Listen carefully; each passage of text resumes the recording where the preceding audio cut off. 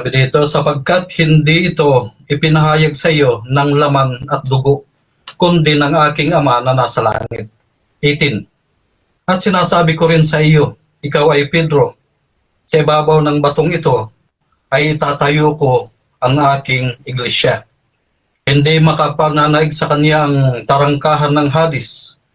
19. Ibibigay ko sa iyo ang mga susi ng paghahari ng langit. Anuman ang iyong talian sa lupa ay tatalian sa langit, at anuman ang iyong kalagan sa lupa ay kakalagan sa langit. Sa panahon ngayon, mga kapatid, sa panahon ngayon, anuman ang talian dito sa lupa ng iglesia, ng church, tatalian sa langit. Anuman ang kalagan dito sa lupa, kakalagan sa langit. Halimbawa, sa SDA Church, may dalawang kinalagan. O si Brother Erwin at saka si Ubidos, halimbawa, kinalagan yan. Natural, kakalagan din sa langit. Anong sabi sa Revelation 20 verse 14? Ang hindi masumpungan sa aklat ng buhay ay ihahagis sa dagat-dagatang apoy. Ibig sabihin, yung ilista dito sa talaan ng iglesia sa lupa, ililista din sa aklat sa langit. Bakit po? Noong buksan ni Kristo ang santuaryo sa langit, nung i-activate niya ang bahay-sambahan sa langit, ay na-activate din ang bahay-sambahan dito sa lupa. Yung sinisimbolahan, yung type at yung anti-type. Yan. Si Kristo bilang punong saserdote sa panahon natin ngayon, sa ngayon, nangangasiwa siya sa bahay-sambahan sa langit. At ang pinapangasiwaan niya, yung mga pangalang nakatala sa aklat sa langit. Saan manggagaling yung talaan na yon? Yung kopya, natural dito sa lupa. Kung anong itala sa aklat ng iglesia dito sa lupa, yun din ang itatala sa langit. Yun ang pinagkakaabalahan ngayon ni Kristo bilang punong saserdote para imbestigahan, para siyasatin ang bawat pangalan kung siya ba ay karapat-dapat sa buhay na walang hanggan. Marami ngayon ang naniniwala na si Kristo ay punong pari, pero hindi nila alam yung gawain ni Kristo, kung ano ba talaga ang gawain ni Kristo ngayon sa langit. Si Kristo po bilang punong saserdote ay nagsasagawa siya ng final atonement, ang walang hanggang pagtubos ayon sa... bakit? Objection. Pinapaliwanag natin. Time stop. Proceed. Ang sinabi sa akin ni Ruben Aquilada, patutunayan niya na ang Seventh-day Adventist Church, ang true church founded by Christ. Sa kanyang paliwanag ngayon, mukhang ang topic niya ngayon is hukom investigatiba. Doon papunta yan. Hindi ko papayag yan. Ayoko yung dalawang topic Maghintay ka lang. ng tema, ayoko yun. Wait lang. Huwag kayong mag-usap ganito. Ganyan yung moderator. So, as wait lang bro, Ruben ha. Wait lang bro. So, dito muna tayo sa objection. Sabi ni Brother John Doe is yung pumupunta siya sa investigative judgment ba? Tama ba yun? Yes. Sabi niya, mapapunta sa sa topic. Di pwede yun kasi dalawang hahabulin ko doon. Hindi ko papayagan na mag-talk siya about hukom investigatiba na hindi ako pwede magtanong doon kasi hindi yun ang topic. Ayoko yun. Dapat ko, ano yung topic na pinisinta niya? Yun ang itatopic niya. Okay. So, nagigets ko. Dito, meron ka bang counter-objection doon, Brother Robert? Meron bro. Proceed bro. Ang SDA Church ay natatag 1863. Saan nanggaling? Okay. Doon sa 1844 na kina William Miller. Ano ang issue doon? 1844, pumasok si Kristo sa most holy place, sa santuario sa langit. Diyan lalabas yung SDA Church. Kaya dapat maghintay lang ang negative. Okay. So, magde-decide muna ako bro ha. Ang premise kasi ng ating negative ay naglalatag siya kung paano daw lalabas yung Seventh-day Adventist. At I think nilalatag niya yung parang yung kay Miller, something ganon. Brother Ruben, kung nadidinig mo din yung objection ni Brother Jando, he expected talaga na direct to the point yung pagiging true church ba. So medyo mahaba kasi yung parang premise doon sa parang yung steps noon papuntang true church. So ang advice ko lang bro, 5 minutes na 32 seconds, 5 minutes yung nalaan mo doon ba. So ako hindi ko pakikalaman talaga kung paano naging true church ang Seventh-day Adventist kung ganun.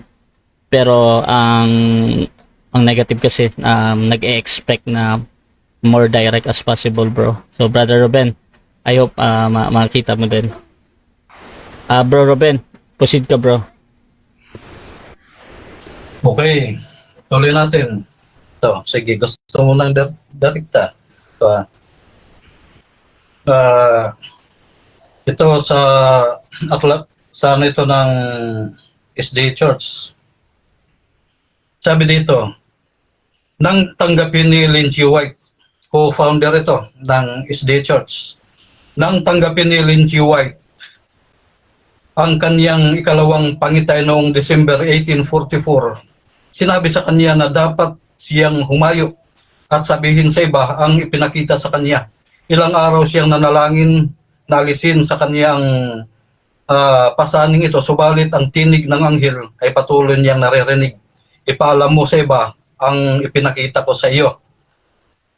Yung mga ipinakita ng anghel kay Ellen G. White ayon sa history ng SDA Church ay ang pagtatatag, isa dyan ang pagtatatag ng SDA Church. Kaya't noong 1845 si Ellen G. White, si Ellen Harmon kasama ng kanyang kapatid na si Sarah o iba pang mga kaibigan ay dumalaw sa dating Millerites sa Maine, New Hampshire, Massachusetts na mga nakaranas ng matinding kabiguan noong October 22, 1844. Yan. Ano pang sabi dito? Nagsimulang maglakbay kasama niya at ng kanyang kaibigang si James White at mga kasama noong 1846 sina James White at Ellen ay kinasal.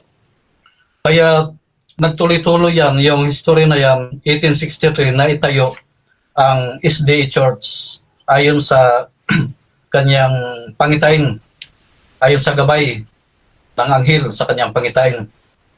Saan nagsimula? 1844, mula doon sa Millerites movement. Ngayon, ayon sa Episodos 20 hanggang 22, ang mga propeta at ang mga apostol ay mga co-founder.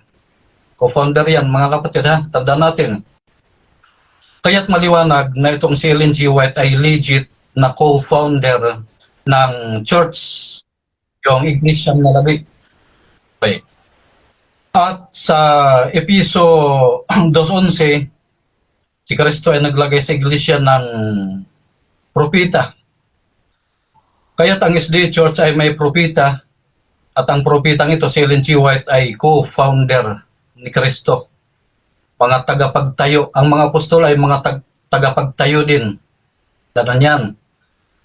Sa Revelation chapter 1, mababasa natin dyan yung 7 churches, chapter 1, chapter 2. Lahat ng 7 churches na yan, tunay. True church yan, mga kapatid. At pagdating naman sa Revelation 12:17, binabanggit uli dyan yung iglesyang nalabi na binabaka ng dragon.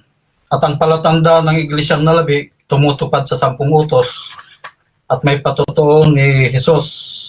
Ayon sa Isaiah 51:7, inyong pakinggan ako ninyong nakakaalam ng katuwiran, bayan na ang puso ay kinaroroonan ng aking kautusan.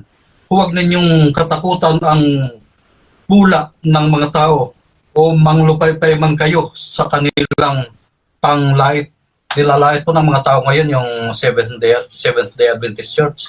Tatag daw ng babae, natatag sa Amerika. Natural na sa history yan. Yung prophetic history ng Millerites, nakatalayan sa Revelation 10, yung pagkabigo, nakatalayan. Kaya ang Seventh-day Adventist Church ay ito yung iglesyang hinulaan na matatatag. Kaya't natatag nahulaan ito sa Revelation. At sa Revelation, dalawa lang ang iglesyang naglalaban dyan. Yung ibang iglesia, mga protestante, mga saling-pusa lang yan, under yan ng Katoliko. Dalawa lang, SDA Church at Catholic Church. Babylonia at ang tunay na iglesia. Yan lang ang iglesia sa Revelation na naglalaban. Kaya't maliwanag ng iglesia Adventista o naghihintay sa pagdating ni Kristo, tatag ni Kristo, nang hahawakan sa kautusan ng Diyos.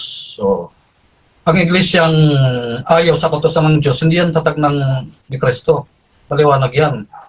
So, sino may tatag? Yung dragon. Natural yan. Si Satanas sa nagtayo ng reliyon doon sa Roma. Naroon yung kanyang trono sa Roma, yon sa Revelation 2:9 kung hindi ako nagkakamali. Kaya't maliwanag mga kapatid. Hindi lang tayo nabigyan ng naputol yung natin kanina, yung eschatology natin kanina. Tuloy-tuloy yan, nasa sa prophetic timeline yan eh. Mula sa pagpasok ni Kristo sa most holy place, sa kabanal-banalang dako, na-activate yung time. Yung inaanenuhan ng iglesia sa langit. Time na bro. At iglesia dito sa lupa. Okay, so dyan nagtatapos mga kapatid ang unang pahayag ng ating affirmative. Brother Ruben, nangkilada ng Seventh-day Adventist.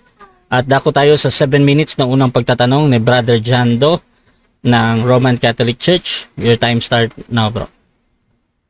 Okay, unang tanong, inamin mo ngayon lang, narinig ko, 1863 na itayo ang SDA Church, tama ba yon?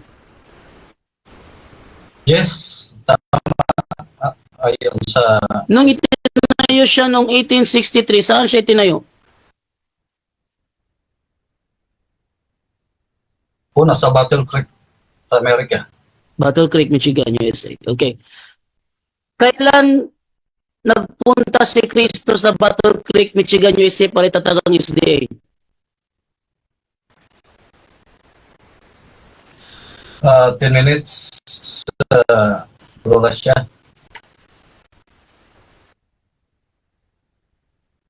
10 seconds. Si Kristo, di na kailangang pumunta sa Amerika dahil yung mga propeta at apostol, co-founder yan, ipinamahala na yan ni Kristo. Hindi na kailangan siya mismo yung magtayo.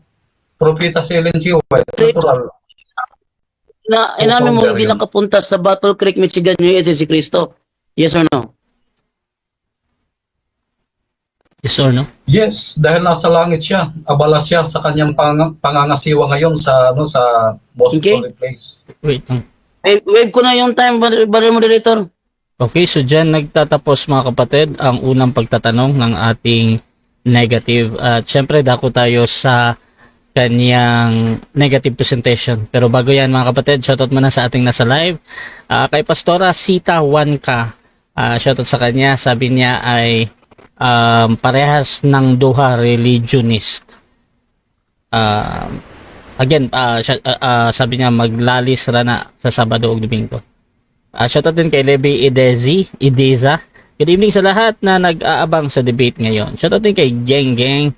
Good evening po watching from Hong Kong. Have a nice evening everyone. At shoutout din kay Ricardo Barredo. Na-miss ko ang mga debate. Medyo busy kasi ngayon. Mga veterano pala ang maglalaban ngayon. Shoutout din dito mga kapatid kay Jay Anuebas. Simula pa lang sa limuang na. At Liluch Labena, Loida Inaguas, wala kilati ang SDA. Wala talaga siyang factual evidence. At shoutout din kay Liluch Labena. Shoutout Kuya Ruben ni Israel. Shoutout din kay AI Askura. Wag mong dagdagan ang nakasulat na kautusan. Wala namang 10C dyan. Shoutout din kay Monsi Yohi. Nalabi sa ilang lagi rason nga SDA na debatista. Paano nalabi sa ilang never naging ilang ang USA? The summoners of wars pwede USA ang nalabi talaga doon. So din kay Alex Hakim, dapat ang debate ninyo kung nagsasabi ba si history ng totoo na never nag-exist ang Jesus name before 1524. Yeah. At sabi din dito ni Willie Cruz, ayos. At kay John Bogiman, sabi niya, baga ug nawong aning tinukod ug afam oy. So mga kapatid, dito tayo sa 10 minutes na negative first stand. Brother Jando, your time start now, bro. Okay, thank you sa iyo, Brother Rasha. At based po sa pinahayag po ni Ruben Aquilada, wala na akong kailangan pang ano yun sa kanya kasi siya na mismo ang gumiba sa kanyang paksa. No, kasi siya na mismo ang nagsabi na 1863 na itayo ang SDA Church. Siya na mismo nagsabi niyan. At ito'y tinayo sa Battle Creek, Michigan, USA. At never nagpunta si Jesus Christ sa Battle Creek, Michigan, USA. Yon. So, ibig sabihin, yung tema niya, patutunayan niya na ang Seventh-day Adventist is the true church founded by Jesus Christ, mali. Siya na mismo gumiba. So, winave ko na yung time kasi wala na. Siya na mismo gumiba sa kanyang tema. Anong magagawa natin dyan? So, ako na lang, magtinig naman ako ngayon ng aking negative stand. Actually, hindi na kailangan na tindigan ko pa ito. Kasi, panalo na ako. Panalo na ako eh. Inamin na niya, wala na, no? So, kung ano may tanong niya sa akin mamaya, ang tawag na lang sa akin doon, bulaklak na lang sa akin yon. Bulaklak na lang kasi inamin na niya eh. Okay, ito tayo ngayon sa history ng Seventh-day Adventist Church. Ang kukunin kong reference dito is yung Wikipedia. Sabi dito, the Seventh-day Adventist Church is the largest of several Adventist groups which arose from the Millerite movement of the 1840s in upstate New York. So sila ay nagsilabasan lang sa Millerites. Inaamin naman yan ng kanilang Alpha and Omega. They see themselves, Seventh-day Adventists, they see themselves as the continuators of the Millerite heritage. So inaamin nila. Sila ay continuators of the Millerite heritage. So talagang sila ay lumabas galing kay William Miller. Hindi naman tinatanggi yan ng ating mga kaibigan sa kanilang statement. Actually, kung panonoorin po natin yung binanggit po ng kanilang kasama na si Johnson Amica, inaman naman niya, before 1863, wala pang Seventh-day Adventist Church. Narito, panoorin natin. Bago yung 1863, meron ng Adventist. Adventist. Pero walang Seventh-day Adventist. Oo. O, kaya maganda na nalilinaw rin yan. Kasi sa history, ang grupo ni William Miller, Pastor, ay tinawag na Adventist. Advent movement. Oo. Kaya, ang akala naman ng iba, porket merong Advent, Seventh-day Adventist na. So, hindi po. Ang Seventh-day Adventist ay noong 1863. Yun. So, inaamin ng kanyang kasamahan mismo na ang Seventh-day Adventist wala pa before 1863. Wala pa. So, lumitaw lang siya 1863. 1844 from the group of William Miller pagkatapos nung The Great Disappointment. At ang founder ng naturang iglesia, wala naman sinasabing si Jesus Christ ay founder. Katunayan, sabi ng kanilang pastor mismo, si Ellen G. White is one of the founders. Talagang nagtatag. Yan. Kailan ba nagsimula ang Seventh-day Adventist? At anong pagkakaiba niya sa Adventist? Si Ellen White po ay isa po siya, one of the founders. Ayan, hindi ho siya lang ang nagtayo nito, kundi siya po ay isa sa tagapagtatag ng samahan pong ito. Kasama po sina James White, si Joseph Bates at meron pa pong iba, Brother Johnson. Ngayon, Yun. So, inaamin lang kanilang mismong mga kasamahan na ang Seventh-day Adventist lumitaw lang noong 1863 at before 1863, wala pang Seventh-day Adventist. At meron pa tayong may pakita itong referensya kung sino ang mga nagtatag ng Seventh-day Adventist. Dito tayo sa ating kukuha natin yung librong Unanswerable Answers by Manuel Duitao. Ang sabi ganito. Yan. Ito tayo sa ito sa tanong dito. This question is properly of the Seventh-day Adventist. This Christian group was a split from the Millerites or a group founded by William Miller somewhere in 1830. Disillusioned by prophecies of Miller of the second coming of Christ that never happened, and convinced that Saturday and not Sunday is the Sabbath of the Lord, Joseph Bates, Joshua Himes, Hiram Edson, and James, and Ellen White formed the nucleus of the new group now known as the Seventh-day Adventists. New group siya. So, hindi siya yung iglesyang nalabi kasi new group siya eh. Yung iglesyang nalabi naman na sinasabi sa Revelation 12, hindi yung tumutukoy sa Seventh-day Adventist. Ano kung bakit? Yung remnant na sinasabi doon sa Revelation 12, sumusunod sa utos ng Panginoon. Ang Seventh-day Adventist araw-araw nilalabag ang Exodo 20:16. Ano sabi sa Santiago 2:10? Kapag nilabag ang isang bahagi ng kautusan, nilalabag mo ang kabuuan. Mas maganda natin ipakita ang naturang talata kasi ito yung ginagamit ng mga Seventh-day Adventist para wag mong iwasan yung Sabat. Pero nagagamit ito laban sa kanila. Sabi Santiago 2:10, ito, ang lumalabag sa isang utos, kahit tumutupad sa iba pa, ay lumalabag sa buong kautusan. Araw-araw nilalabag ng mga Seventh-day Adventist ang Exodo 20, verse 16. Huwag kang sasaksi ng walang katotohanan laban sa iyong kapwa. Lahat ng Seventh-day Adventist, lagi sinasabi, ang Roman Catholic Church was founded by Emperor Constantine. Hanapan mo ng referensya, walang maipakita, puro na lang daldal. Sasabihin, sila ay sumasaksi ng walang katotohanan laban sa mga Sila ay sumasaksi ng walang katotohanan laban sa Katoliko. Ano pa? Sinasabi ng mga Seventh-day Adventist na yung 666 sa Revelation 13:18 ay ang Santo Papa. Hanapan mo ng standard reference, walang maipakita. Ang gagawin nila, magkukompute lang sila sa Vicarious Filii. Sa madaling salita, nalalabag nila araw-araw ang Exodo 20:16. At pag nalabag ang isang bahagi ng kautusan, nalabag mo ang kabuuan. At kapag nalabag mo yung kabuuan, nako, wala na. Giba na yung ano niya, yung kanyang claim na sila yung remnant.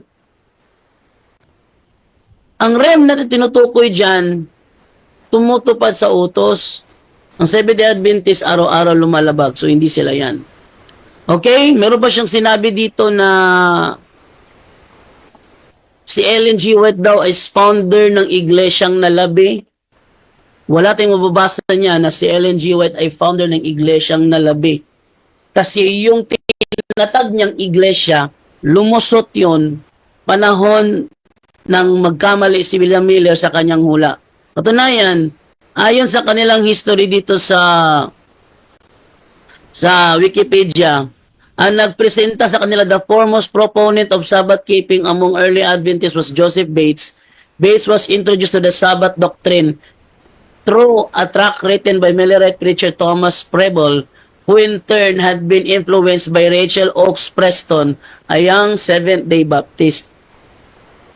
Sa madaling salita, mas nauna pa ang Seventh-day Baptist sa Seventh-day Adventist Church.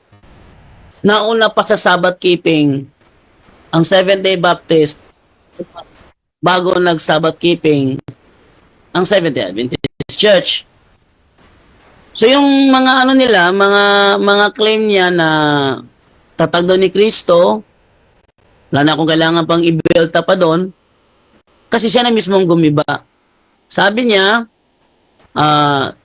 ang kanilang founder, Ellen G. White, tinatag 1863 sa Battle Creek, Michigan, USA. At never nakapunta si Kristo sa Seventh-day Adventist Church. Okay? So atin ang ibigay ngayon kay Brother Ruben Aguilada para sa kanyang katanungan. Okay, so diyan nagtatapos ang unang pahayag ng ating negative. Dako tayo mga kapatid sa ating unang pagtatanong ng affirmative sa negative. Brother Ruben, your time start now, bro.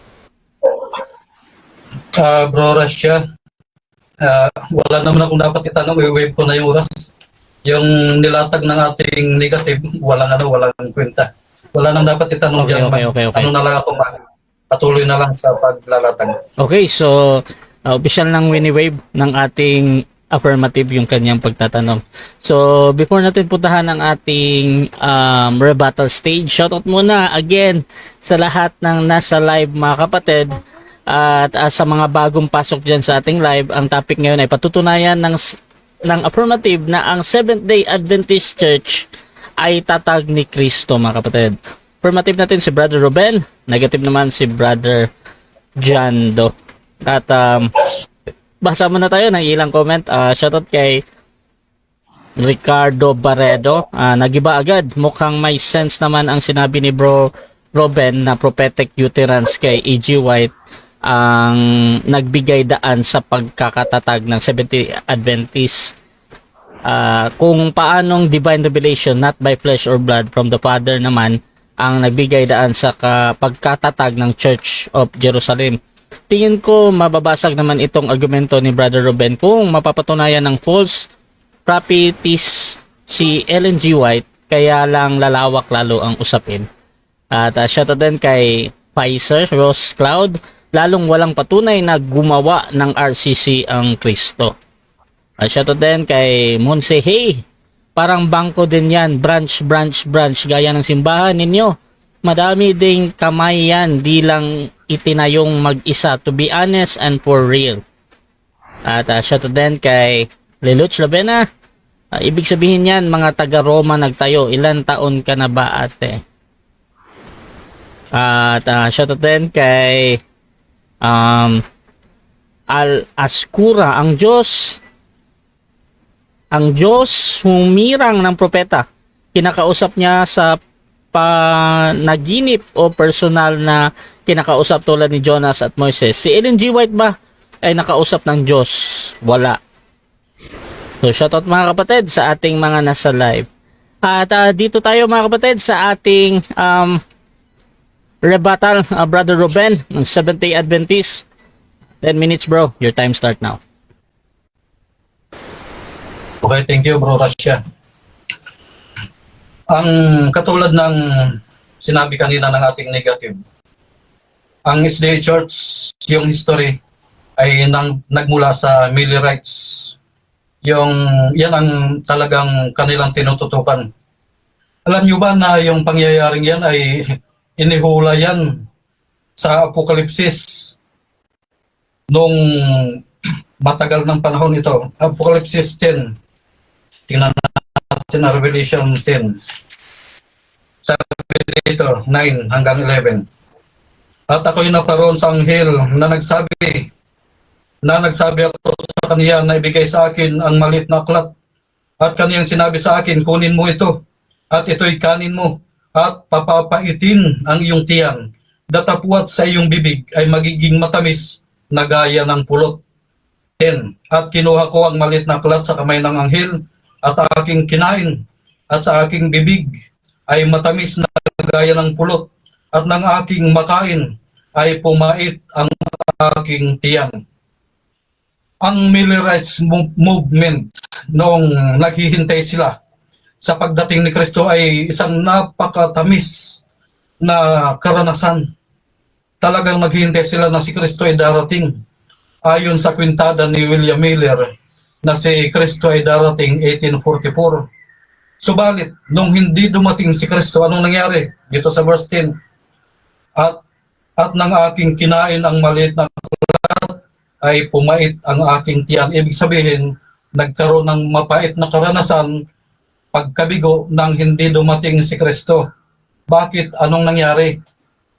Si William Miller, tama yung pintada niya, mali lang yung pagpapalagay. Pinintada niya yung Daniel 8:14 na 2,300 days or years lilinisin ang santuario. Objection. Inisip ni William Miller na ay putang sabat. Objection. Time stop. Valid naman yan, yung pwede mag-object ha. Meron naman counter objection. Nahin natin, Brother Jando. Muli na naman siyang nagbalik na naman sa hukom investigatiba, moderator. Okay, so again, ito yung At basic sa rule po dito, out of topic, hindi po kailangan tanggapin. okay, so again, Counter. ang objection dito ay yung sa out of topic, no? Brother Ruben, counter objection, bro. Ang nilalatag natin dito, yung sinasagot natin yung kanyang sinabi na sa Miller Rights Movement lumabas yung SDA Church. Ngayon ipinapaliwanag natin ayon sa prophecy ng Biblia. Kaya't huwag niya akong pakialaman sa aking paglalatag dahil rebuttal ito. At ito ang tinutumbok ng ating topic, ang SDA Church, kung paano lumitaw ayon sa prophecy. Okay. Kasama So, yan yung investigative judgment. okay, so again, ito yung kanina mga kapatid. Sa out of topic kasi, as long as lalong-lalo na at pinapasok ni Brother Ruben yung posisyon nila, bakit sila ang tunay na iglesia dahil dyan sa investigative judgment na yan, at yan din yung rebuttal niya. And, ngayon, nung sinabi kanina, at gusto ko lang i-note again si Brother Ruben sa objection ni Brother Jando na parang mas gusto niya as direct as possible again, bro. Pero sa moderator, bro, goods ka pa din sa akin, ha. So Brother Ruben, proceed ka, bro, but please consider din yung sa kabila, bro. Proceed, bro. 7 minutes. Tuloy natin. Kaya nga, nagkamali si William Miller ng pagpapalagay ng lilinisin, akala niya yung lupa, yung pala yung santuario sa langit. Kaya sabi dito sa 11, at sinabi nila sa akin, dapat kang manghulang muli sa maraming mga bayan at mga bansa at mga wika at mga hari.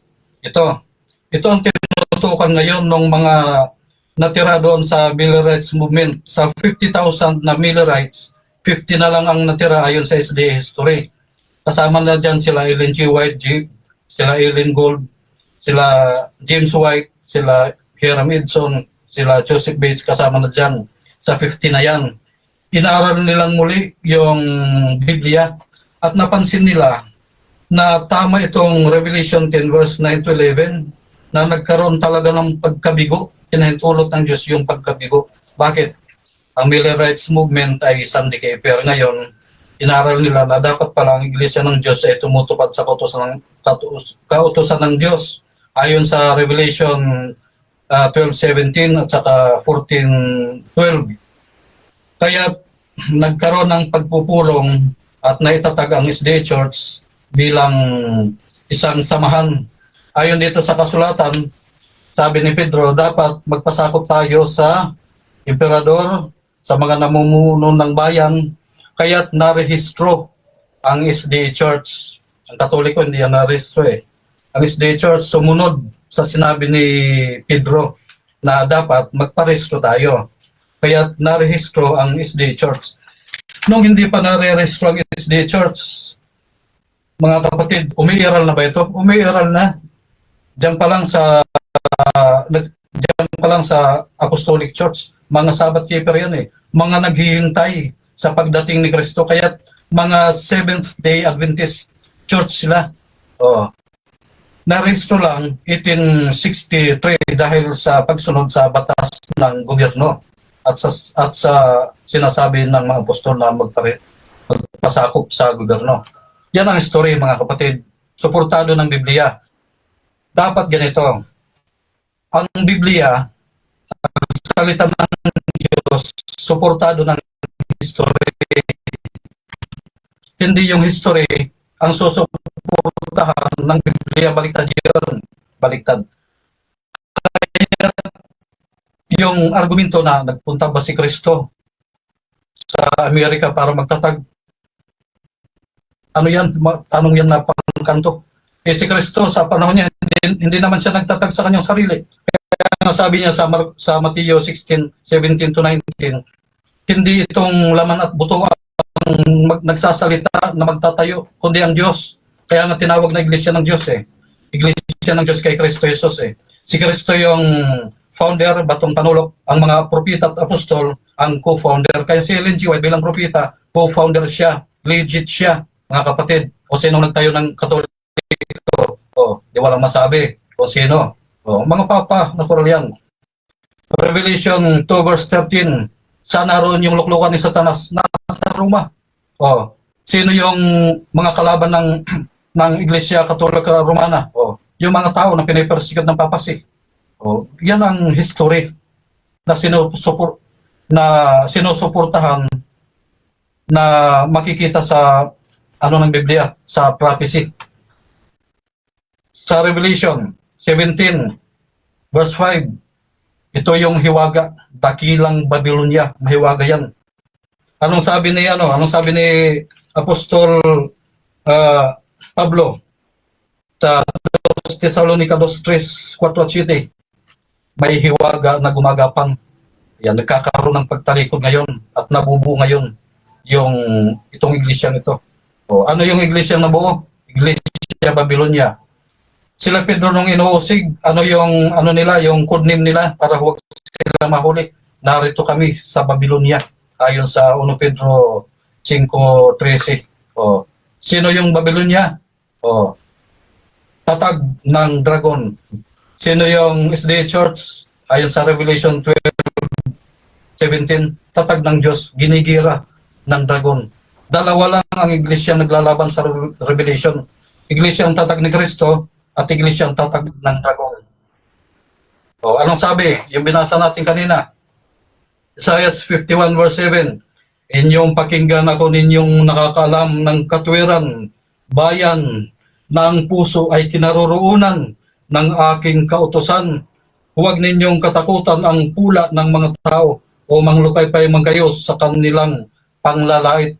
Yung sinabi kanina ng ating negative na araw-araw nagkakasala ang ano lang yan, chismis lang.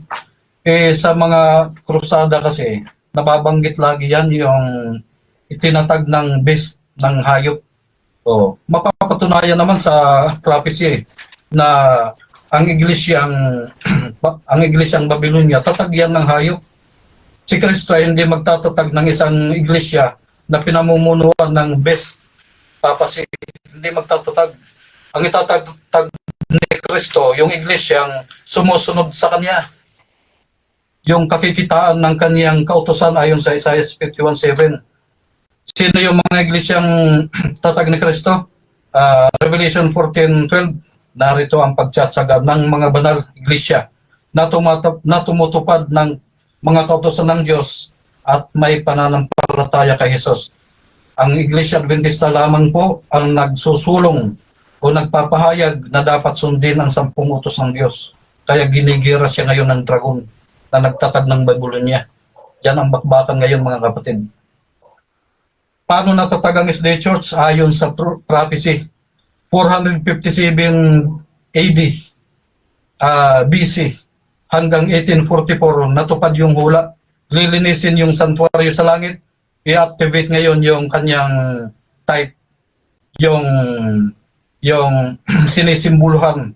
May pagsamba sa langit, may pagsamba sa lupa. Kung anong kalagan sa lupa, kakalagan sa langit. May kaugnayan yan. Yung iglesia, yung SDA Church, yan ang talagang sinisimbuluhan ng pagsamba ngayon sa langit bilang saserdote si Kristo, bilang punong saserdote na nangangasiwa ng pagtubos yung kanyang bayan dito sa lupa. Walang iba kundi ang SDA Church. Ang Roman Catholic Church, anong ginawa? May sarili din silang atonement. Yung pinakaampunong pare nila dito sa lupa, nagpapatawad Si Kristo nagpapatawad sa langit. Yung punong pare dito sa lupa ng RCC nagpapatawad. Kaya ano yan, kinukontra. Nilalabanan yung atonement na ginagawa ng high priest sa langit, ng high priest dito sa lupa ng Iglesia Katolika na nagsasabi sila daw yung tunay. O, 'di ba maliwanag mga kapatid? Isa lang yung tunay. Time. Ngayon, ang scriptures. Okay, so dyan nagtatapos ang rebuttal ng ating affirmative at dako tayo sa second cross ng ating negative. Brother John Do ng Roman Catholic Church, your time start na. Okay. Dahil sabi mo, kailangan tuparin lahat ng kautusan. Ang SDA ba, tinutupad ba ang Exodo 20:16 o hindi? Yes, tinutupad. Kaya nga pagdating sa mga human, wala kang gaano makikitang SDA dahil ayaw namin sumakses sa hindi tunay. Pero pagdating sa mga totoong mga talaga, mga paghatol, mag-represent. Pero hindi kami sumasaksi ng walang kabuluhan. Thank you. Sabi mo, hindi ka sumasaksi ng walang katotohanan. Saan mo nabasa na ang Katoliko tatag ng Papa? Sagot, Revelation 2:13. Anong sabi? Basahin natin. Revelation 2:13. Sabi dito, nalalaman ko kung saan ka tumatahan sa makatuwid bagay sa kinaroroonan ng luklukan ni Satanas, na iniingatan mong matibay ang aking pangalan na hindi mo kinailangan ang aking pananampalataya. Next. Binasa ko ang 2:13. Bakit walang nabasa dito na ang Papa ang nagtayo ng Iglesia Katolika? Ito, narito sa kasunod. Tuloy natin basa. Kahit na mga araw man ni Antipas, na aking saksi, aking taong tapat na pinatay sa gitna ninyo na tinatahanan ni Satanas. Moderator. Sino yung Sino Antipas? moderator? Napakalinaw ng aking tanong. Sabi niya nasa Revelation 2:13 daw. Bakit wala sa 2:13? Sabi niya nasa 2:14. Ito ng 2:14 sa screen. Bakit wala dyan ang sabi niya na ang Papa nagtayo ng Iglesia Katolika? Ba't wala dyan? Okay, so ang objection dito, Hindi siya, wait lang. ang aking objection, hindi siya responsive sa aking tanong. Okay, so ang objection dito yung sa tingin ng kabilang panig na hindi siya responsive sa question na bakit wala daw doon. So, Brother Ruben, counter objection, bro. Counter. Ang ating negative, ayaw itong 13. Hindi naman ako nagtutukoy ng 13. Ito, sabi dito, Okay. may binabanggit dito na Antipas, yung Okay. Okay, bro. original na Greek nito, anti-papacy. Okay, bro. Nariyan sa kaluklukan ni Satanas. Okay, bro. So, ganito, bro. Okay na yan, bro. Naiintindihan ko. So, ganito, bro. Ang question dito, bakit? So, naghahanap ito ng reason. Ngayon, any reason ay tatanggapin ko. Either ito ay totoo or hindi, ha? Sa kabilang panig. So, ipaulit ko lang yung tanong na bakit daw wala doon. Brother Ruben, 20 seconds, bro. I think ready ka namang sumagot doon. Proceed ka, bro. Okay, sagot. Nariyan, binabanggit dyan yung Antipas, ibig sabihin anti-papacy, yung pinagpapapatay noon, kung saan naroon yung luklukan ni Satanas. Saan yung luklukan ni Satanas? Nasa Babylon. Saan naroon sila Pedro? Nasa Babylon. Ano yung Babylon? Roma. Vatican. Next question. So, maliwanag yan na tatag ng papacy yung Next question. Roman Catholic Church. Ang sabi mo yung Antipas dito sa Greek is anti-papacy. Saan Greek mo nabasa na ang Antipas sa Revelation 2:13 is anti-papacy? Diyan kinuha yung anti-papacy, Antipas. Hindi yan isang tao, maraming tao yan. Sila yung mga lumalaban sa papacy, yung pinipersecute, kaya tinawag na Antipas. Grupo yan. Sa Revelation kasi, pag nagbanggit, ano yan prophecy yan Antipas, anti-papacy. Next question. Bakit sinasabi dito sa Strong Dictionary na yung Antipas sa Revelation 2:13 is a Christian martyr of Pergamum? ba't sa'yo iba yung paliwanag mo sa talagang konteksto ng talata? Tama yan yung sinasabi dyan. Tama yan. Christian group. Sino yung Pergamo? Objection. Kalagayan yan. Time stop, time stop. Objection. Walang sinasabing group dito. Ang tanong ko sa kanya, sabi niya kasi, ang Antipas sa Greek daw is anti-papacy. Ngayon, yung Antipas pala, isa palang tao yan, isang Christian martyr pala si Antipas, isang tao. Yung Objection, Antipas, pangalan ng tao yung Antipas, moderator. Objection, Pangalan ng tao. Martyr of sa lugar na Pergamo. Anong objection, brother, dyan? Ang objection mo sa kanya, nasaan dito sinasabi niya na ang Greek ng Antipas is anti-papacy? Kasi dito kasi, ito pala yung pangalan ng isang tao. Okay, so nasaan yung hinahanap mo, yung sinasabi niya na anti-papacy? Brother Ruben, meron ka bang counter-objection doon bago ako hahatol? Proceed, bro. Ang ating negative, ayaw niyang tanggapin na yung martyr na binabanggit dyan, group of Christian yan, hindi yan isang tao. Wala kang makikita sa history na mayroong isang tao na si Antipas, nag-iisang tao. Okay. Group of people yan, mga Kristiyano yan na martyr. Okay. So, Nagpapatay ng tao. okay. So, ganito mga kapatid ha. Again, ang moderator hindi judge dito mga kapatid. So, either nagsasabi ng totoo si Brother Ruben or nagsisinungaling siya. Nasa audience naman yan kung paano nila titingnan. Pero sa moderator, tinitingnan ko, lalo na pag reason mga kapatid, ay tinatanggap ko as a valid answer talaga yan. Kahit pa kung anong sa tingin ninyo doon. So, Brother Ruben, ganito bro, bigyan mo na kita again ng 20 seconds bro sa iyong pagpapaliwanag. At ang tanong ulit ay yung bakit. Proceed bro. Okay, ang tanong, bakit wala? Natural, yung ating negative bulag yan, hindi yan nakakaintindi ng prophecy. Sabi dyan, aking lingkod na si Antipas na pinatay sa gitna ninyo, aking saksi na pinatay sa gitna ninyo na tinatahanan ni Satanas. Next question. O nasaan yung tahanan Next ni Satanas? question. Nasa Babylon. Next question. Next question. Sabi dito, si Antipas ay isa palang Kristiyanong martir na pinatay dahil sa kaniyang pananampalataya. Pinatay si Antipas na isang Kristiyanong martir. Sa mong isang grupo. Sa yung grupo dito? Group of people yan, hanapin mo sa ibang history. Hindi yan isang tao. Walang Antipas na nag-iisang tao na yun ang pangalan. Martir yan, aking taong tapat na saksi. Group of people yan, pinatay ng papasi.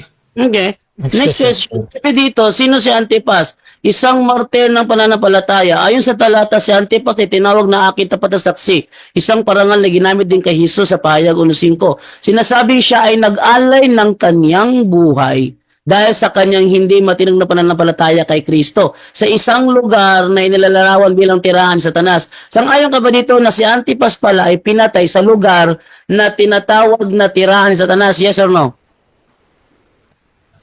Yes, yung tirahan ni Satanas, yung Babylon, yung Roma, yun ang tirahan ni Satanas. Nandun din sila, Apostol Pedro noon, nagtatago sila. Sila yung tinatawag na Antipas, mga pinagpapatay ng papasi, Next question. mga taong tapat na saksi. Next question. Kristo. Sa mga inaamin mo na itong Antipas, hindi ito ang tirahan ni Satanas, kundi siya ay isang tao na pinatay ng dahil sa kanyang pananampalataya. Yes or no? Yes, No, hindi mo naintindihan. Yung Antipas, group of people na pinatay sa lugar kung saan naroon yung trono ni Satanas. Alam nga naman, iisa lang yung saksi ni Kristo. Marami yan. Mga taong tapat kay Kristo, pinagpapatay doon sa Roma, sa Vatican, noong araw na yun. Nasaan ang ebidensya mo na yung Antipas sa Revelation 2:13 is a group of people? Nasaan? Yan yung Revelation 2:13. So, basahin ulit natin. Fiction moderator.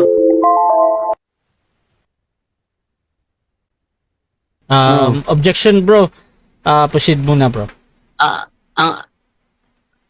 Ayaw ko yung kausap ko is lutang, no? Ang gusto ko, ang tanong ko sa kanya kasi, nasaan ang ebidensya niya, Objection bro. Sige. nasaan ang ebidensya niya na ang Antipas sa Revelation 2:13 is a group of people. Yun Okay. ang tinatanong sa kanya, yun ang ibigay niya. Huwag siyang magpaliwanag ng kanyang sariling Okay, haka. Ganyan ang ebidensya, moderator. Okay, so again,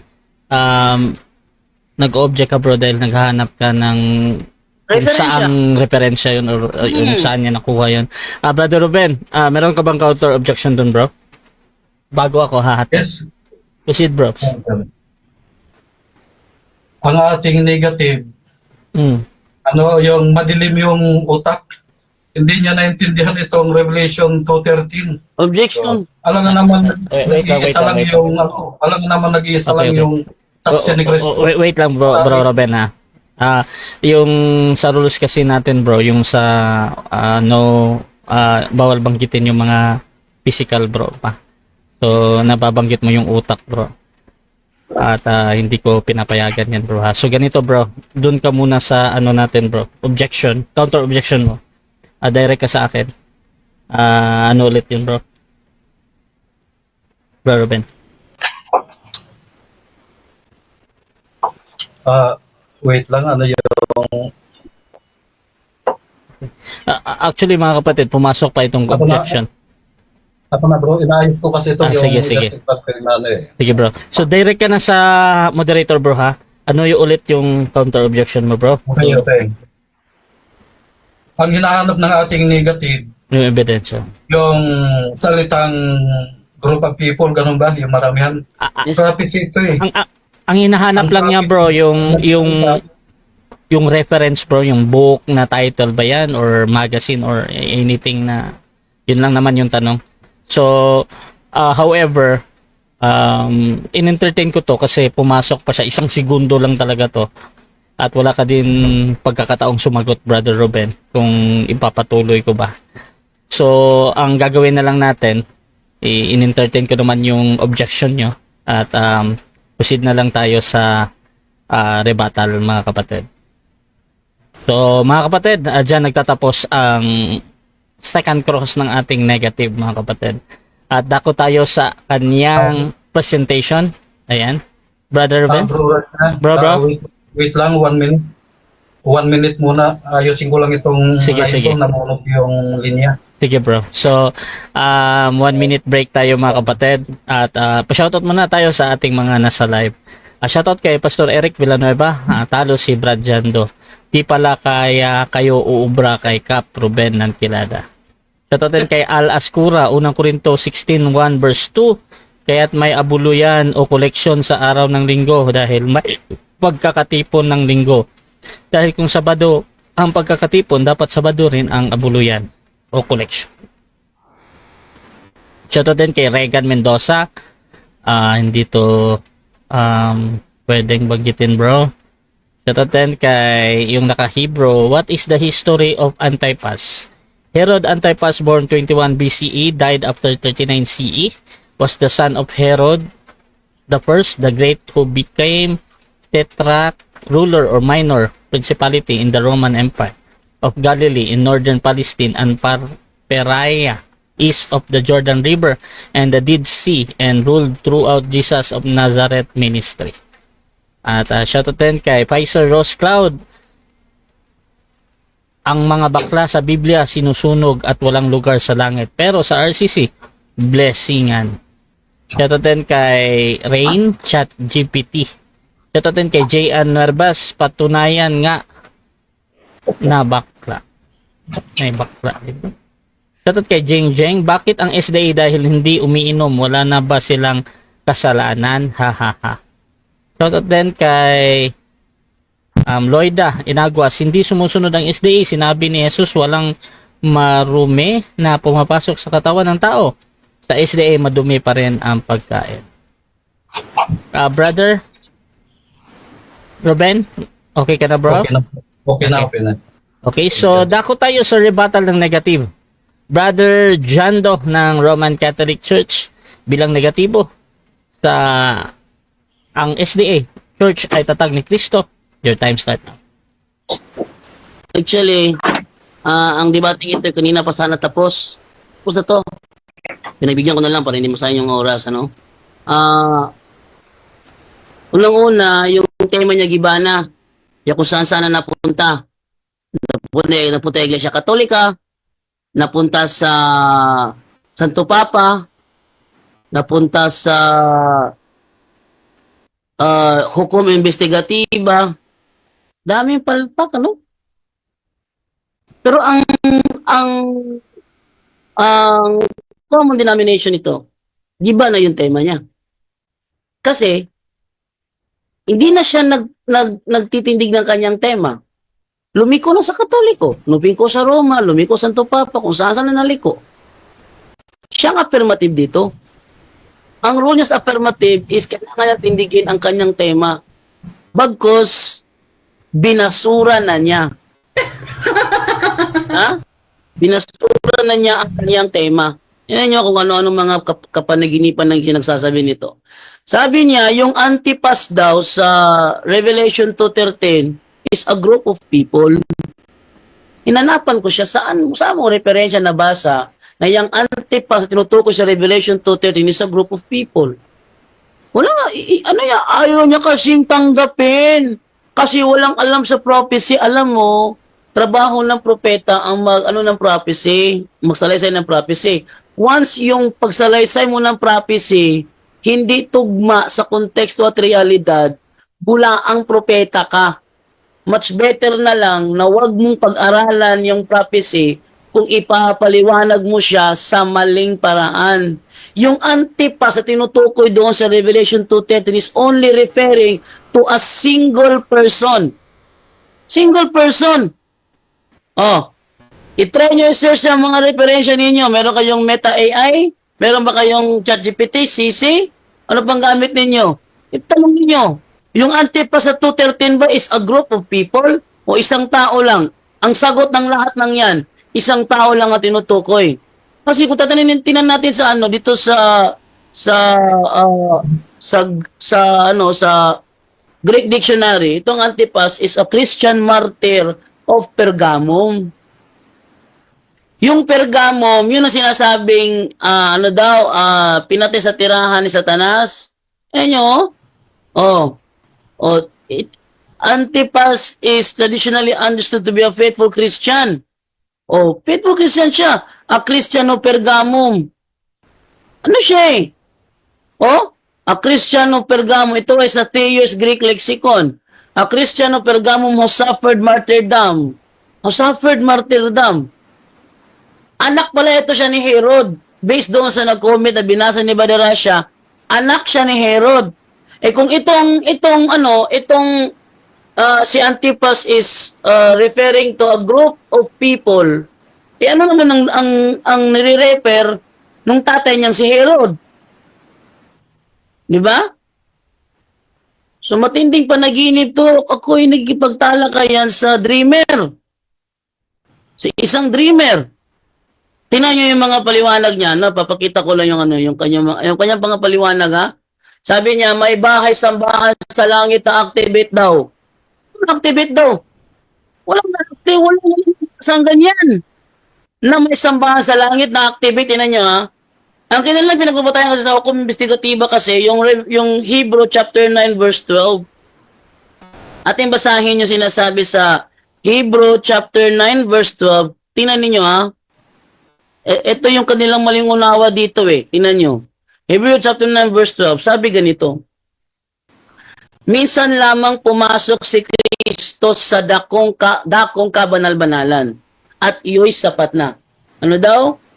Minsan lamang pumasok. So isang beses lang siya pumasok doon.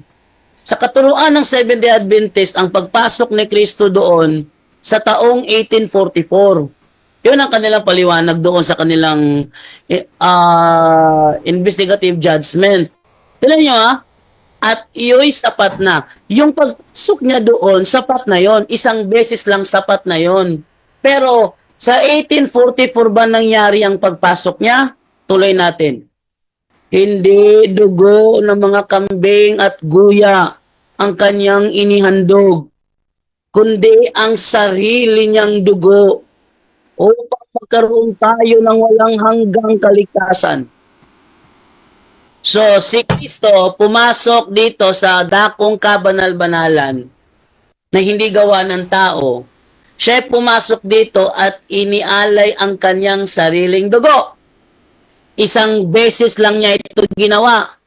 At ang pag-aali na ito ay para magkaroon tayo ng walang hanggang kaligtasan. Tanong, saan inialay ni Kristo ang kanyang dugo?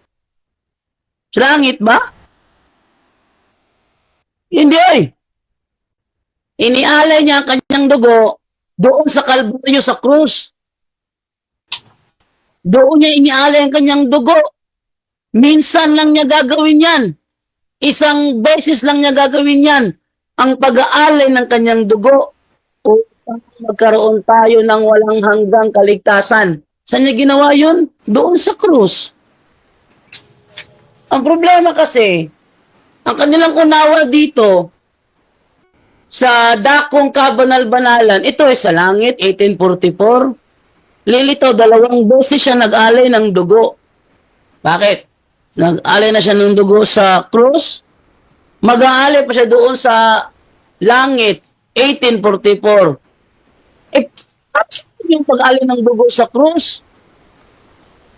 Kung yun ay hindi pa magkaroon tayo ng walang hanggang kaligtasan, para saan yun? Kasi kailangan pa niyang ulitin doon sa langit. Kaya nga, eto, hukom investigatiba na ito eh. Hindi na ito yung true church na topic niya. Ang true church na topic niya, giba na. Kaya kung saan-saan na napunta. Tingnan nyo, ano pa sabi niya dito? Sabi niya dito,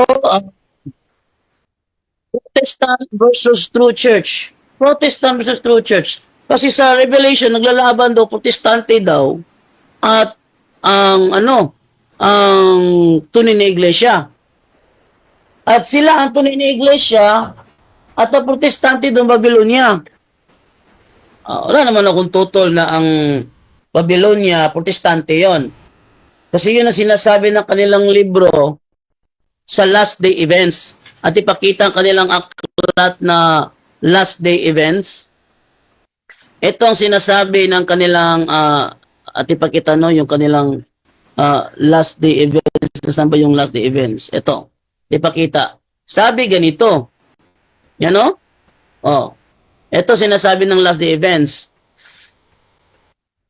In 18th chapter of the Revelation, the people of God are called upon to come out of Babylon. Ang mga tao ng Panginoon ay palalabasin sa Babylon. According to the scripture, many of God's people must still be in Babylon. And in what religious bodies are the greater part of the followers of Christ now to be found? Without doubt, in the various churches professing the Protestant faith. So yung Babylon pala, protestante. At yan ang sabi niya kanina. Inamin niya kanina na ang Babylonia, yun ang protestante.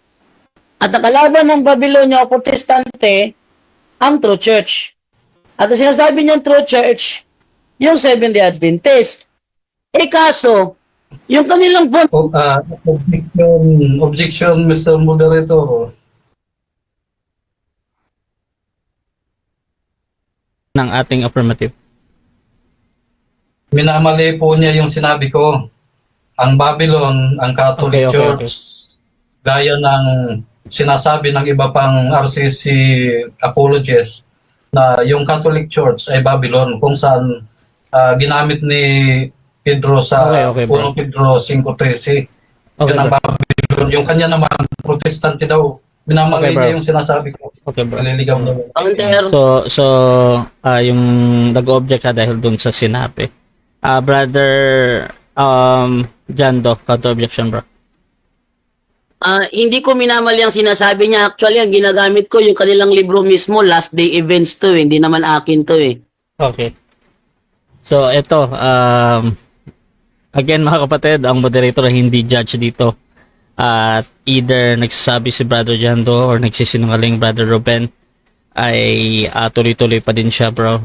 So mamaya, bro, pwede mo siyang itanungin or ebat doon. Pero tuloy-tuloy pa din to. 1 minute and 18 seconds lang ito. Brother Jando, proceed ko, bro. Okay. sinasabi na kanila last day events, and in what religious bodies are the greater part of the followers of Christ now to be found? Without doubt, in the various churches professing the Protestant faith.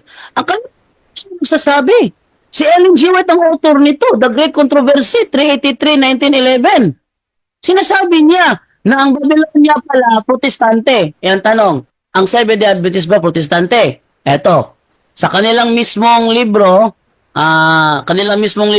protest natin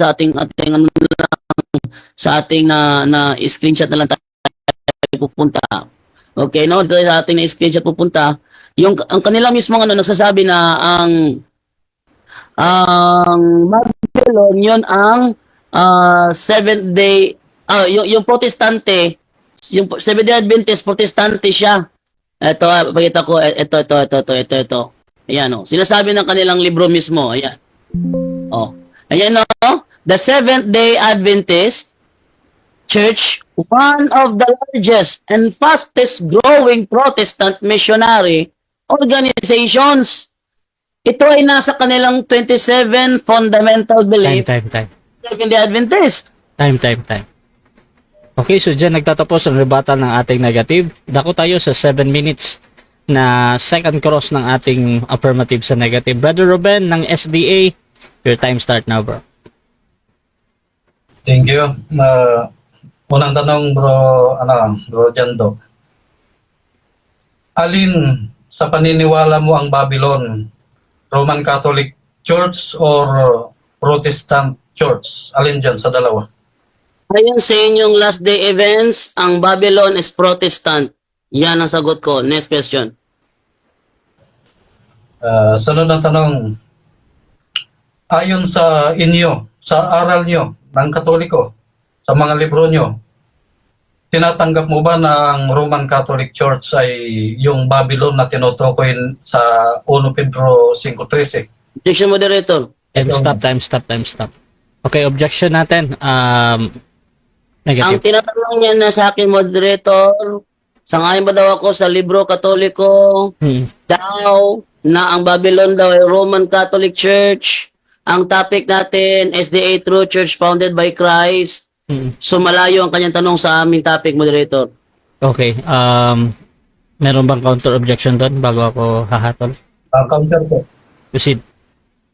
Ay, sa kanyang rebuttal kanina, inulit-ulit niya yung Babylon na yan eh. Ngayon, nung tinatanong siya, tumatakbo na. Huwag siya matakot. Sagutin niya yung tanong. Okay, so ganito mga kapatid ha. Sa objection na ito, medyo ang gusto lang ni Brother Jando ay magtanong ka, Brother Ruben, doon sa patungkol sa Seventh-day Adventist ba? At hindi daw sa Catholic. Ngayon, gusto ko lang i-confirm ulit kay Brother Jando. Next question mo ba to, bro? Or sasagutin mo? Next question, bro. Proceed, bro. Kasi, Proceed na, bro. Okay na yan, bro. Next question. Sunod na tanong. Kanina nabanggit mo na hindi na-activate ang Bahay Sambahan sa Langit. Kung may mabasa tayo, letra por letra, talo ka. Time stop. Bro, hindi ko pinapahintulutang may tanong yan, bro. Ayon sa ating rules, bro. Next question tayo, bro. Pwede mong i-rephrase yan, bro, ha? Huwag lang yung sa challenge question talaga. Proceed. Next question. Okay. Ibahin natin yung tanong. Revelation 11:19. At nabuksan ang templo ng Diyos sa langit. Anong sabi diyan sa ni Pablo sa Hebreo? Pumasok si Kristo sa kabanal-banalang dako. Tanong, ano ang gagawin ni Kristo bilang punong pari? Sa iyong pagkaunawa. Sige nga. sige, sa aking pagkaunawa, ang pag-aalay ng kanyang dugo nangyari na doon sa cross, hindi sa langit. Next question. Next question. Sunod na tanong, bakit naniniwala ka ba si Kristo na sa ngayon ay siya yung punong pari at mayroon siyang ginagawang pagtubos? Yes or no? Objection. Time stop. Okay. Objection. Negative. Ano yan?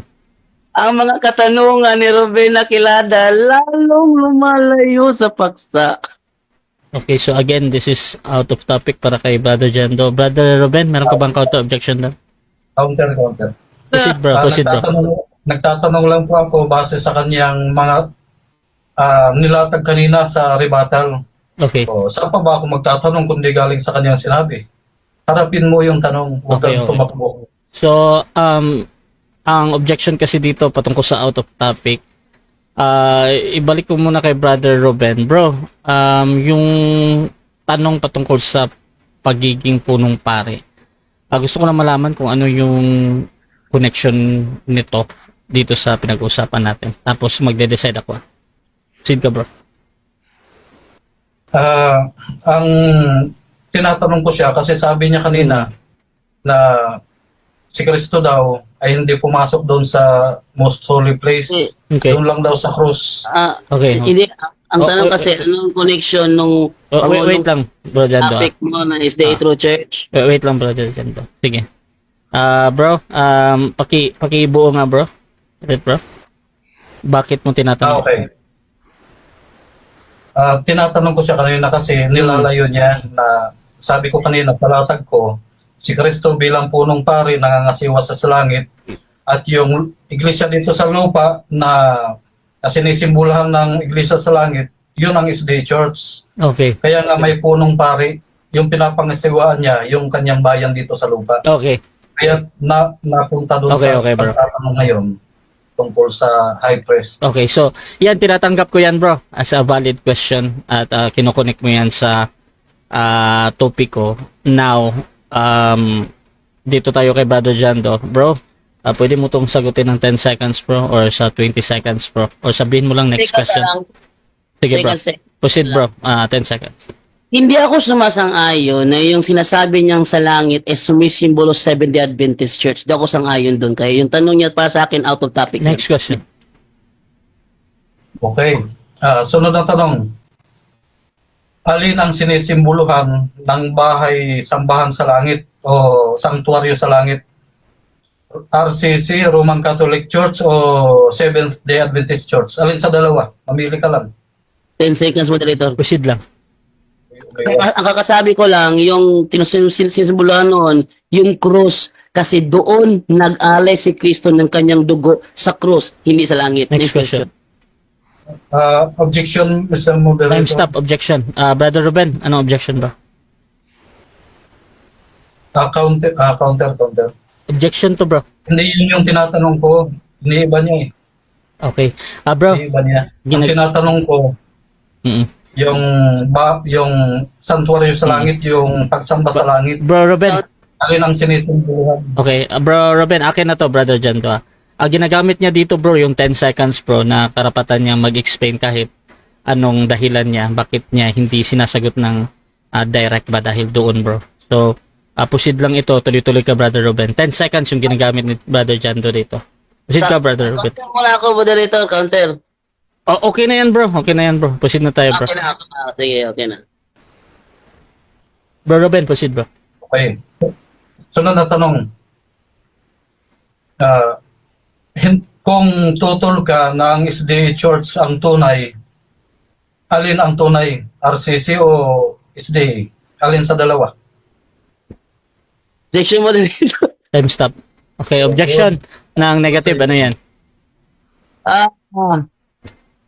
Ang topic kasi wala kinalaman sa Katoliko. Ang topic kasi is about Seventh-day Adventist. Kung true church ba o hindi. Mas buti po tanungin niya ako kung ang Seventh-day Adventist Church ba ang true church o hindi. Para makasagot ako ng hindi. Ganun lang. Okay. Another ito. Counter po. Proceed ka, bro, sa objection. Ang objection at ulit dito, Brother Ruben, ay yung sa pagtatanong mo, tila ba out of topic para sa kabila. Brother Ruben, proceed ka, bro. Counter objection. Sa counter po muna ako. Proceed, bro. Counter objection na. Hindi out of topic yan kasi dalawa lang ang naglalaban dito. Kaming dalawa eh. Representative siya ng RCC. Ako SDA. Ngayon, ang tinatanong ko sa kanya, alin ang tunay? Kung tinututulan mo ang SDA na tunay na na iglesia, yun bang sa'yo ay tunay o hindi? Madaling sagutin yan. Okay. Ayaw lang niya. Counter. Okay na. Isang objection lang at isang counter tayo, ha? Hindi po ako nakapag-counter, moderator. Hindi, ang objection mo, bro, yung sa tanong niya, bro, kanina. Ikaw yung unang nagsalita nun. Sige. Tapos counter. Wala ko na. O dito, bro, yung paliwanag ni Brother Ruben, again, ang tanong kasi ay kung hindi totoo ang SDA, yung sa RCC ba ay totoo. Tinatanggap ko yan, bro, as pasok sa topic at valid question para sa akin. However, ikaw naman yung sasagot dito, Brother Jando. So, pwede ka bang sa 10 seconds, bro? Or sa... Ako sabihin dito mo na lang, moderator. Okay, proceed, bro. 20 segundo. Dito, bro. Okay, ang tunay na iglesia, yung Catholic. Kasi meron talaga sa Biblia, Catholic Church talaga. Walang Seventh-day Adventist sa Biblia. Catholic Church ang mabasa sa Biblia. Next question. Next question. Anong Catholic Church? Roman Catholic Church o Adventist Catholic Church? Alin dyan sa dalawa? Pag sinabing Catholic Church, Roman Catholic Church yan. Ayon sa Alpha and Omega, yung Catholic Church may Santo Papa. At walang iba tutukoy yan ang Roman Catholic Church. Next question. Okay. Ayon sa Alpha and Omega, kung itutuloy mo yung basa doon sa sinasabi mo, yung Roman Catholic Church ay naging Babylonia. Sangayon ka ba dyan o hindi? Hindi ako sa ngayon. Pili ko ipakita ang referensya ngayon. Next question.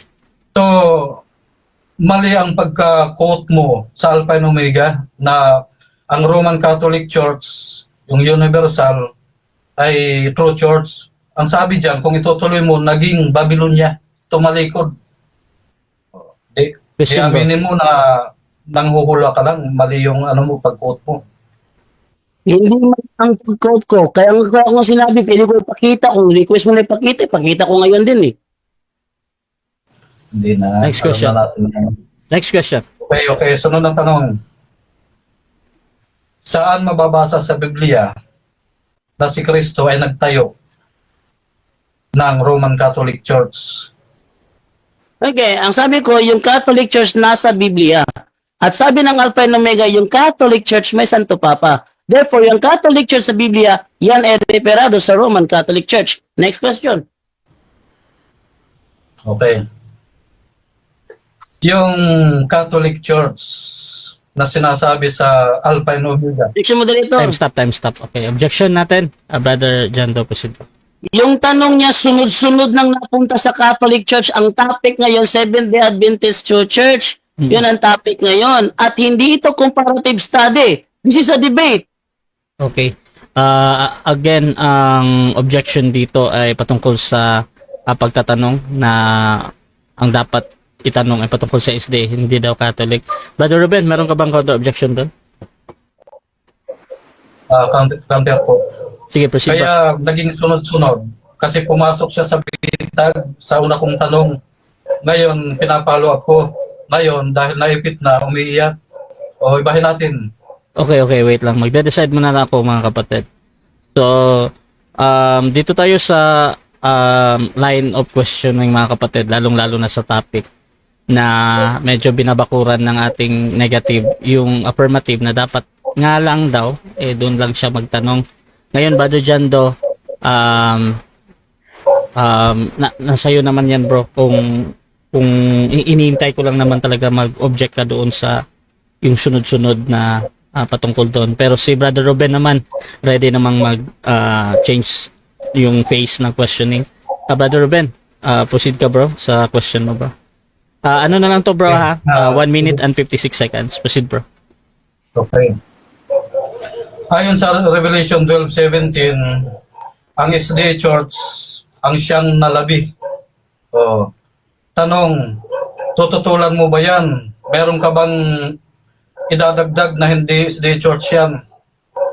Yes or no? Yes, tinututulan ko. Unang-una, walang Bible scholar nagsabi na yung remnant dyan ay Seventh-day Adventist Church. Claim mo lang yan. At wala ring Bible version na nagsasabi na yan ay Seventh-day Adventist Church. Dahil puro mo lang claim yan. Next question. Okay. Anong church yan? Yung nalabi. Anong church? Ang Sige nga. labi tinutukoy dyan, mga Israelita yan. Kasi pag sinabi na labi sa iglesia sa ilang, Yung iglesia sa ilang mga Israelita yon. Siyempre, yung nalabi sa kanila, Israelita din. Hindi naman pwede yung Pilipino doon. Next question. Question. Saan mababasa yun na yung nalabi ay yung mga Israelita?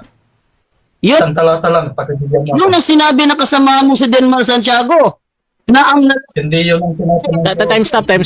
Time stop po na. Time stop po na. Brother Ruben, mauna talaga yung... Oh, wait lang bro ha, ako muna bro. Mauna yung objection bro ha, bago ka magsalita kasi pag nagsalita ka agad doon sa reaction sa kabila, iniisip ko yan na nagbabat in ka ba doon sa sumasagot. Ngayon mga kapatid, ipapasok ko muna yung objection mo, Brother Ruben. Proceed ka bro. Ang hinahanap ko sa kanya yung talata na nagsasabi, ayon sa sinabi niya ng mga Israelita yung nalabi, yung remnant church. Ngayon, hinahanapan ko siya. Tumatakbo Okay. siya doon sa sinabi ng iba. Tumatakas. Okay, so ang nag-object ka bro dahil ang hinahanap mo ay chapter and verse, no? Brother Jando, meron ka bang counter objection or ready ka nang sumagot bro? ang counter ko, Brother Idol, hindi ako kailangan pang maglabas ng talata dahil ang pinagbabatayan ng mga kasamahan niya, yung remnant ay nalabi sa iglesia sa ilang. Okay, Yung okay. iglesia sa ilang, mga Israelita yun, hindi naman Pilipino yun eh. Okay. So, iyan yung reason mo, bro, no? Ganito, bro. Ginagamit ni Brother Ruben ngayon na kung ano yung tanong, yun yung sasagutin mo. 10 Now, seconds. ayan, okay. 10 seconds yung gagamitin ni Brother Jando dito. Proceed ka, bro. Yung nalabi sa iglesia sa ilang, sabi lang kasi iglesia sa ilang yung pinaglabihan nun eh. Israelita yun. Natural, Israelita yung nalabi. Alangan na magmame. Ang Next sobra- question. Yes. Next question. Brother Ruben, next question, bro. Okay. Saan sa Revelation 12:17 yung sinasabi mong iglesia sa ilang? Saan dyan? Okay, wala akong sinasabing Revelation 12:17 na nagsabi doon, kasamahan mo si Denmar Santiago.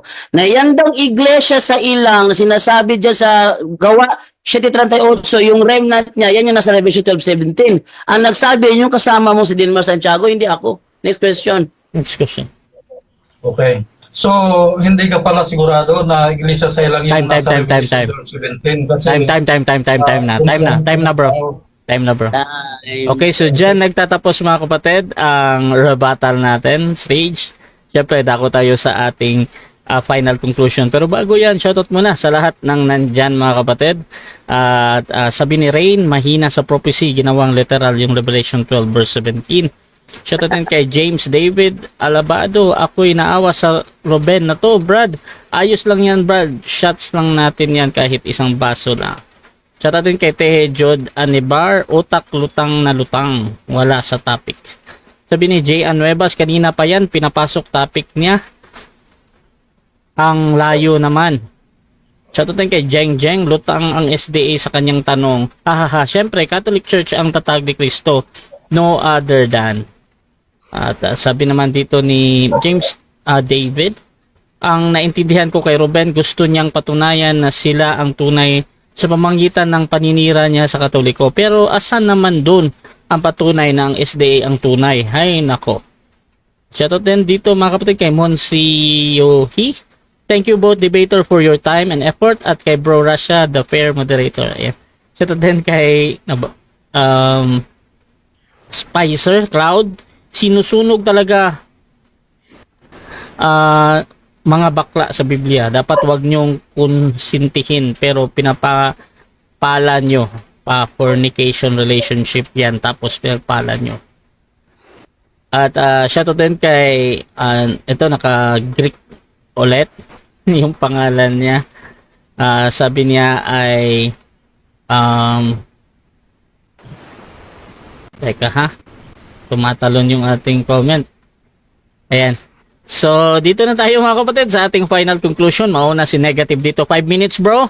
Sa iyong pagtutol na ang Seventh-day Adventist Church ay tatag ni Cristo. Your time start now, Brother Jando. Okay, thank you sa iyo, moderator. Kung naalala ninyo, di ba gabi-gabi ko sinasabi sa inyo, isa sa mga strategy ng Seventh-day Adventist para hindi sila maipit, kailangan nilang ilayo yung paksa. At yung sinabi niya kanina, nahulog ka na sa bitag ko. Sa madaling salita, yun ang kanyang paraan para maka-escape sa kanyang tema. Hindi ba? Kaya ako nag-objection, hindi niya ako naiipit eh. Sa totoo na, hindi niya ako naiipit. Sunod-sunod lang yung mga katanungan niya. O sige, ating ipakita yung sinasabi kong referensya, no, ating ipakita yung sinasabi kong referensya, kung saan, sabi niya, naging Babylonia daw. O, ating ipakita yung referensyang yon, yung sinasabi ng kanilang Alpha and Omega. Gusto ko, kung may Alpha and Omega ka dyan, volume 8, tingnan mo yung sa dictionary sa likod. Ruben Aquilada. Tingnan mo ha. Ano ang sinasabi ng kanilang Alpha and Omega? Ito, pakita ko sa inyo. Yan. Ito, tingnan nyo. Walang karugtong yan. Yung dictionary lang yan eh. Periodo. Catholic Church, a universal Christian church whose doctrinal base was formed by the absorption of Greek philosophy and neighboring religions into the views held by the Apostolic Church. Canonically, the Catholic Church developed into a strictly hierarchical system with the Pope at its summit. Inahamon kita, ituloy mo ng basa yan. Wala nakalagay dyan, naging Babylonia. Hinahamon kita, Nakilada. Ituloy mo ng basa yan, walang nakalagay dyan, naging Babylonia. So, yung mga pinagsasabi nito ni Nakilada, puro to puro to malayo, no? Tingnan mo sa Alpha and Omega, may Alpha and Omega ka dyan, volume 8. At ituloy mo ang basa doon, kung may nakalagay mo doon, naging Babylonia. Tinitiyak ko sa iyo, walang nakalagay doon. At yung Catholic Church, na sinasabi ng Biblia, Catholic Church, Catholic Christian Church, na sinasabi ng Biblia, sabi na kanilang Alpha and Omega, may Santo Papa with the Pope at its summit. So yung Catholic Church, yun ay tumutukoy sa Roman Catholic Church. Kaya nga ang sinasabi ng kanilang The Ministry Magazine, December 1928, sinasabi doon, just as soon as this church, ano yung church na yun? Referring to the Catholic Church established by Christ and His apostles, just as soon as this church joined herself to the state, she became the Roman Catholic Church. No? She became the Roman Catholic Church. Sa madaling salita, yung pagliko niya sa Catholic, hindi ako naiipit doon eh. Pero, negative ako sa tema mo. At ang tema mo, patutunayan mo is the tatagban ni Kristo. Walang tinatag si Kristo noong 1863 sa Battle Creek, Michigan, USA. At wala siyang inutusan doon. Bakit? Yung Ellen White na nagtayo doon, hindi galing sa iglesyang tatag ni Kristo, galing yun sa iglesia ni William Miller. Si William Miller naman, galing si William Miller sa Baptist si William Miller bago naging nagtayo na kayo sariling Adventism. Tapos yung Baptist naman, galing naman yun kay John Smith. Si John Smith naman, galing kay Martin Luther. Si Martin Luther naman pumutol sa Iglesia Katolik, di putol na. Ang di ba? Ikiklaim niya ni Kristo, mula Seventh-day Adventist, galing kay William Miller. Si William Miller galing sa Baptist. Yung Baptist galing kay Martin Luther. Si Martin Luther putol na sa Katoliko. Asan yung sinasabi niyong may sinugo si Kristo, propeta doon, co-founder, co-prophet, co-prophet. Walang co-prophet dyan. Kaya, yung kanyang tema, gibang-giba. Kaya ang ginagawa niya din, nakikita ng mga tao na giba yung tema niya, at siya mismo ang gumiba ng tema niya, pilit inililiko sa Catholic. Kaya pinagbigyan ko ng isa, sunod-sunod na. Yun ang problema doon. Ayun, yun ang strategy ng SDA. Para makaiwas sa pagkaipit, ililiko sa ibang paksa. At pag sumunod ka, doon ka na niya babanatan. Kaso nga lang, nag-object ako, hindi dahil sa naiipit ako, hindi niya ako naiipit Hindi niya ako naiipit, Nag-object ako kasi yung itanong niya, wala na sa topic. Ang kadebate ko, ang affirmative dito, hindi ako. Negative lang ako dito Okay, so dyan nagtatapos ang negative final conclusion. Dito naman tayo sa affirmative final conclusion sa kanyang pinatutunayan na ang SDA Church ay tatag ni Kristo. Brother Ruben, your time start now, bro. Okay, thank you. Ang ating negative ay kung ano lang sinabi. Nung tinatanong ko siya, alin ang true church, SDA o RCC na yung nire-representahan. Hindi niya masagot-sagot. Pinapapili ko lang siya kung sasabihin niya RCC, di may follow-up yun. Takot siya doon sa susunod na tanong. Umiiwas. Hindi daw nailatag o hindi napatunayan. Kanina pa nga niya iniiba, nililihis eh. Kasi yung katotohanan na nilatag natin, pilit niyang inilalayo. O, kandaraya yan. Ang SDA Church ay ang iglesyang hinulaan ng Biblia. Prophetic, Prophetic Church yan. Revelation 12:17, iglesyang nalabig mula sa bayan ng Diyos. So, ano yung bayan ng Diyos? Yung tinatag ni Kristo, bayan ng Diyos. Ano yung nalabig na tumutupad sa mga utos ng Diyos? Ang Seventh-day Adventist Church. Yung kanina binasa natin, Revelation 10, 9 to 11, nilarawan dyan yung pagkabigo, yung panahon nila William Miller, dahil mayroong prophecy dyan na tumutukoy sa paglilinis sa langit. Lagi siya nag-object dahil doon makikita ang puno yung pasimula. 2,300 years malilinis ang sanctuaryo. Na-activate, Revelation 11:19, binuksan ang templo ng Diyos sa langit. Si Kristo pumasok para mga siwa